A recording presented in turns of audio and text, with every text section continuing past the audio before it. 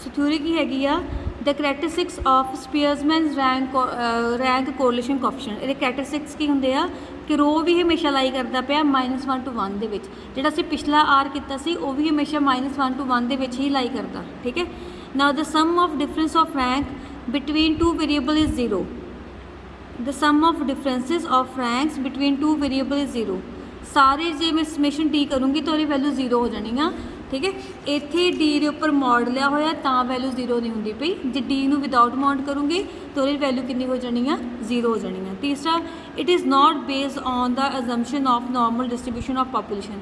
Actually असीं normal distribution वगैरह कीतियां नहीं हैगियां, तो इस करके बस एक इहनूं एज लाइन ही याद करना पैना कि ये नॉर्मल डिस्ट्रीब्यूशन के अजम्पशन पर नहीं बेस्ड हैगी। ठीक है। When summation D square is equal to 0 rho is equal to 1। ठीक है। मतलब जे दोनों के सिमिलर रैंक आ, इसका मतलब डी 0 हो जाना, तेरा मतलब रो कितना हो जाएगा 1 हो जाएगा। ठीक है।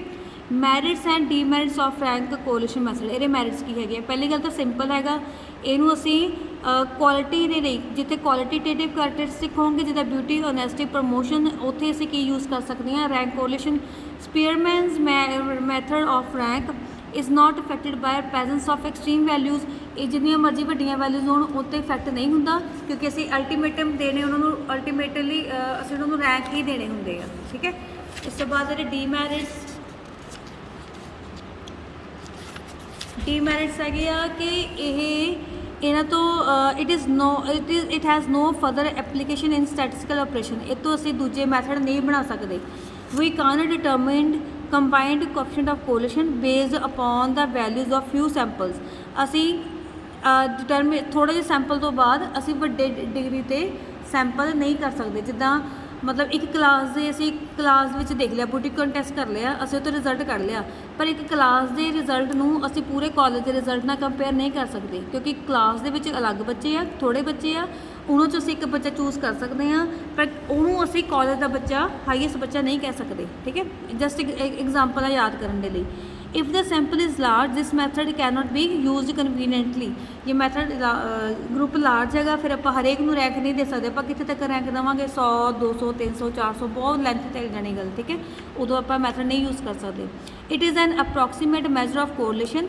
ये सिर्फ अप्रॉक्सीमेट मैजर है, कोई एक्चुअल वैल्यू नहीं दिंदा हैगा, तो ये ग्रुप्ड फ्रीकुएंसी डिस्ट्रीब्यूशन लिए काम च नहीं आ सकता। जिहड़ी असीं कल टॉपिक किया सीगा ना, वो ग्रुप्ड फ्रीकुएंसी का सीगा, जिस फ्रीकुएंसीज भी दित्तियां होंदियां, ਉਹਦੇ ਵਿੱਚ ਅਸੀਂ ਇਹ मैथड नहीं लगा सकते।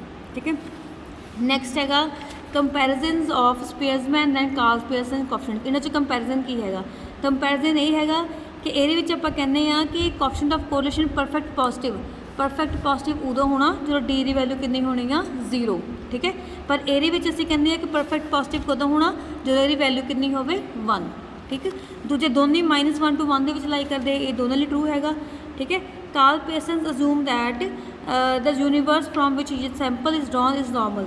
कार्ल पियर्सन का मैथड असीं ये मानते हैं कि ये चीज़ नॉर्मल डिस्ट्रीब्यूशन वाली होंदी आ।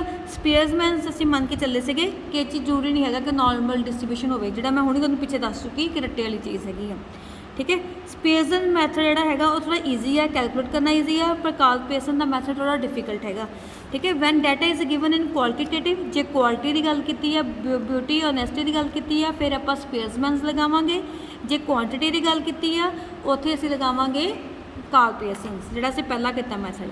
स्पीयरसनस coefficient of correlation can not be applied in case of bivariate frequency distribution.